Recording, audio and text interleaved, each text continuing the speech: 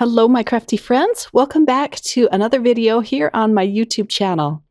I'm going to show you two of the brand new stamps from the Not Too Shabby Shop, and these are perfect for your summer card crafting. This first one is called Be Mermazing. It includes one of the most beautiful mermaid images. I had so much fun inking her up. And this second one is called Hugs and Fishes. I absolutely love all of the underwater images in these two sets. So if you like to create beach or underwater scenes, these stamps are definitely for you. I'm going to be focusing on the Be Mermazing stamp set in this video. I'm going to create a couple of cards with this. And I'm going to start out with a little bit of stamping. I have some Stonehenge hot press watercolor paper here, and I'm just going to pull out a page of this. I like this paper because it is a very bright white and it has a very smooth texture. It's just fun to play with. So let me pull one of these out here. I had to use a penknife to get one side off. Then I could just rip out the other side. I cut it down so it would fit in my MISTI. And I'm going to stamp up all of these images. And some of them I'm going to stamp more than once. These two stamp sets were a part of the June card box release, but you can buy them separately. And I'll have the listings posted below. And I also have a 10% off coupon code for you in the description box below. So let's pick up these stamps with the door of the MISTI. I'm going to put down some anti-static powder first so that I can heat emboss these images. And then I'll use some VersaFine Onyx Black ink to stamp these. I'm going to pull out some watercolors to color in these images, and when you heat emboss them like this, it makes the coloring go really fast because it has raised lines to it once you melt the embossing powder. So I'll pour on some clear embossing powder. I did stamp these up more than once, but I only showed one stamping for the sake of time. I'm going to stamp out a few more of the images just to fill up this paper completely. And I'll do the same thing. I'll ink it up with some VersaFine Onyx Black ink, and I do this more than once. I probably could have waited and poured the embossing powder over the whole page, but I was worried that the ink would dry before I had a chance to pour on the embossing powder. So here they are, all ready to heat emboss. I moved my heat tool pretty quickly over this panel. If you melt it too much, it's going to melt into the paper and it doesn't look good. So once I see that it's black and shiny, I know that it's done and I move on to the next image. But I really love how these images are drawn, all of the seashells and the fish, especially the mermaid. She's so pretty. So I have some new watercolors. These are called Hydrus Fine Art watercolors. They're new to me. They've been out on the market for a long time. I've been wanting to try these for a while. They're Dr. P.H. Martin's liquid watercolors. And I have a butcher's tray that I'm going to use to pour these paints into. So I have some yellow. I'm only going to put about 2 drops from each of these watercolors. The first one was Hansa Yellow Medium, and this one is Carmine. They're such vibrant colors, as you'll see here in just a minute. This next one is called Blue Aqua. And then the last one I have is Turquoise Blue. So I have this butcher's tray, and I really like using this because the colors don't bead up. It has a coating on it that allows the watercolors and the water that I pour into them just pool up nicely, and I can see what I'm dealing with. I really don't like it when watercolors bead up because you can't see the color. So I'm going to create a skin tone first using a little bit of red and yellow and a lot of water. That just kind of waters it down. I want a fair skin tone for my first mermaid. And it was a little too red the first time around, so I'm going to drop more yellow in and add some of the red to this. And I'm just testing it on a little scrap sheet of watercolor here. Now this next one is too yellow. Just trying to get the perfect blend for what I imagine. I'll add a little more red to it, and even a little more red, even still. And then I get the color that I want to color in the mermaid. I think that's the perfect color right there. So I'm going to zoom in a little bit so you can see the coloring better, or the painting. And I'll start with her skin.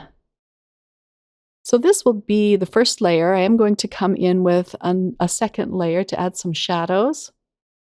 But I'm just going to put down a coat of paint over her skin.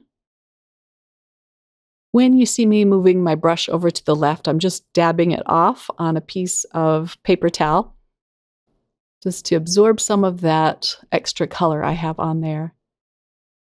So while the paper is still damp here, I'm going to pick up a little bit of red and drop it into her cheeks. I'm just going to let the wet paper do the work for me and let it spread out the color on her cheeks. While the mermaid skin is drying, I'm going to move on to her tail. I'm using some turquoise and a little bit of yellow to make a green color. And her tail was so fun to color in. The embossed lines are really nice because they keep the watercolor contained so that I don't get the color outside of the lines. And now I'm going to move on to some of the shells. And these were just fast and fun to do. I'm mixing some yellows and reds here to make kind of a corally tone. They're all going to be different colors. I wanted some pink starfish, and then even some purple shells. I'll mix some purples and blues for that shell. And then this fish is going to be yellow and orange again. This fish was really fun to color in. I wanted the tips of its tail to be pink and then darken into red. I'll use a little bit of yellow and just allow the red to bleed into that a little bit. The coral is going to be kind of a corally color. I'll do both of these the same. And now for the mermaid's hair, it's going to be red. So I'm putting down kind of an orangey color first for the first layer. Then I'm going back in and adding shadows to her skin and darkening her cheeks. I will come back in later to color in her shells. I forgot to do that here. I'll set this paper aside to dry, and then I didn't want to waste all of this beautiful color in my butcher's tray. So I'm going to pull out some more watercolor paper and create some background scenes with this. This was totally unplanned, but I just didn't want to throw away this pretty paint. So I'm just going to dip it in the paint and look at that beautiful effect with those colors. Just going to keep dipping it until this whole piece of paper is covered or coated with the paint. I'm even going to come in with my watercolor brush and just kind of spread some of that around. But I love the effect of this. And with this hot press paper, it just looks watery and smooth. It was just a fun effect.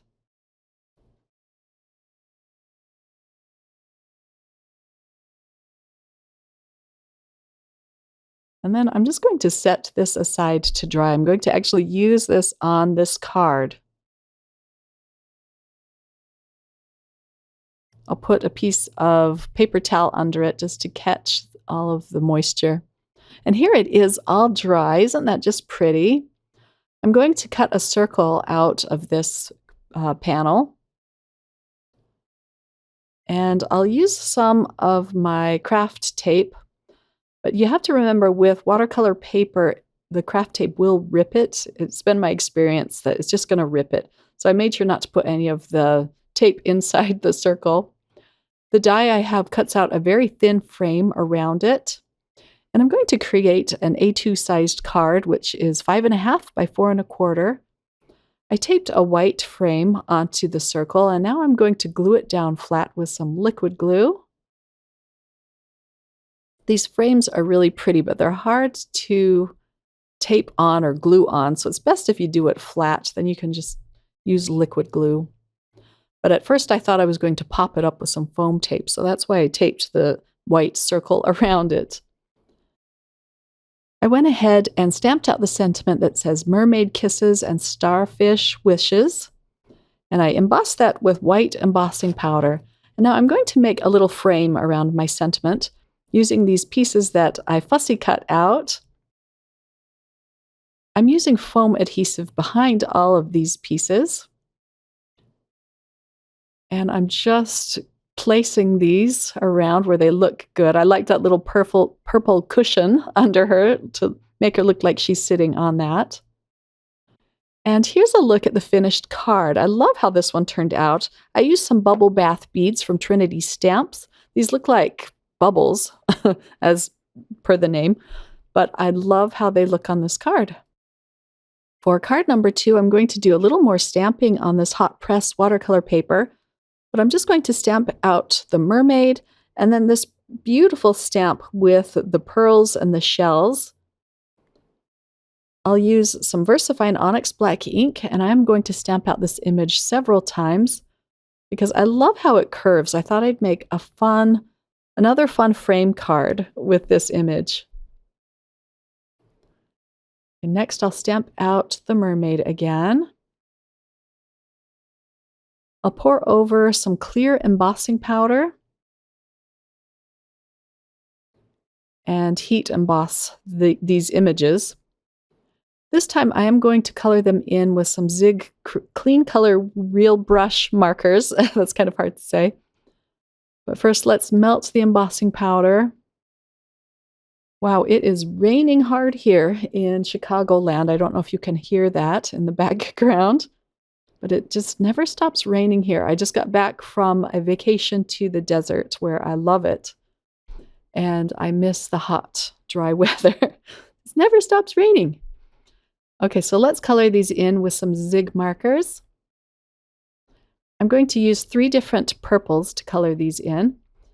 And on this watercolor paper, the Zig markers have a hard time blending out.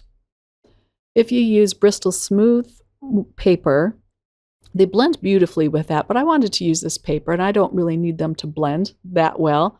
So I'm doing some flicking motions, and then I'm using the Zig blender marker to pull out a little bit of the color.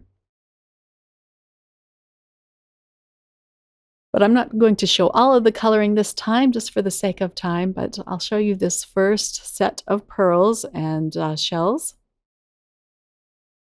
And this was really fun to do. I like using my Zig markers. They're fun to play with. For the pearls, I want them to look white with a little bit of a blue sheen to them. So I'm going to wet them down with an Aqua brush.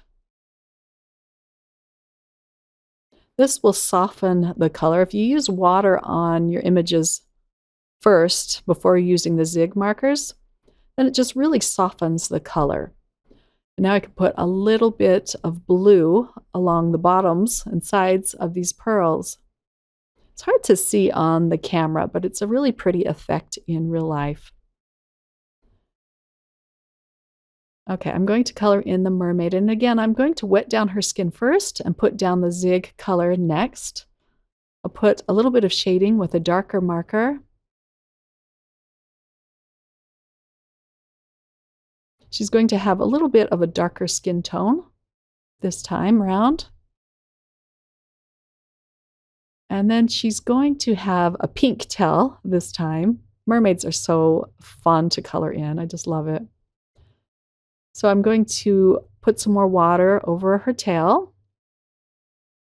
And then I'm going to add some pinks. A light pink first. And then I'm going to come in with a darker pink and just use it mostly on the lines to indicate veins or shading. I'm going to go in with a yellow Zig marker for highlights, and then I come in with kind of a brownish red for the darkest color. I'll do the rest of my coloring off camera, and then I allow these to dry and I fussy cut these out again. I cut out another piece of that panel that I created using the leftover watercolors, And I'm going to put this down onto a white card base. I used some dot liner. At the very edges, I'll use a little bit of liquid glue. This is rather thick paper, and I want to make sure it lays down flat. So I'm just going to put this on the side. But I love that marbling effect that the Dr. P.H. Martin watercolors created. I decided to turn this into a shaker card, so I'm putting a little bit of liquid glue on the pearl frame. And then this is a piece of acetate. It just has some paper over it so that you can see it more clear. I'll allow that to dry, and then I can cut that down to size. I used a double layer of foam adhesive to put around the frame. I didn't turn it very well here, so I'm just going to cut this piece off and then start again. It just needs to be touching so that none of the sequins fall out. And then I can just cut off the excess. I'm going to use the rest of that behind the mermaid.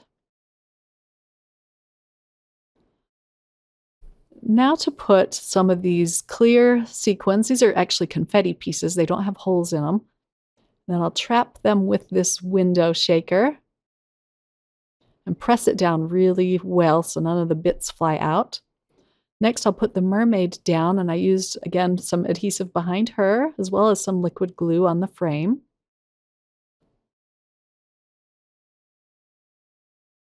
The sentiment is going to say, "You are mermazing." I love the curved shape of this. I thought it just went cute down at the bottom left. And then I decided to add a few of the confetti pieces outside of the card, and here is a close-up look. Well, happy summer, everyone. I hope you're all having fun creating your summer cards. And again, I'll have the links below if you'd like to pick up these beautiful stamp sets at the Not Too Shabby Shop. Thanks for watching. Have a wonderful day. Bye.